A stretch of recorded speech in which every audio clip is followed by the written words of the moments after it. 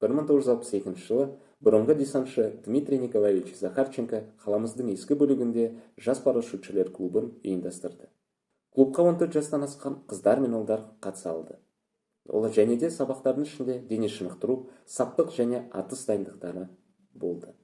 Онымен қоса радиоәуесқойлар үйірмесінде оқу, парашют құрылымы мен секіру техникаларын зерттеу, мектептегі үлгерім мен мінез-құлдық ескертіліп айтылды.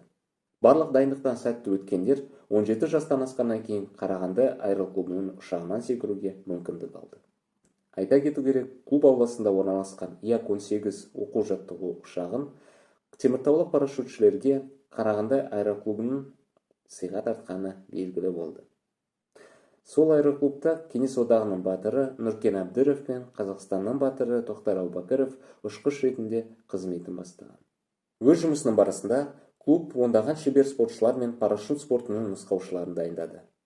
Клуб тәрбиеленушілері жоғарғы әскери әуе-жойғыш училищелерінде, әуе десанттық әскерлерде және Қарағанды авиаорталығында оқыды.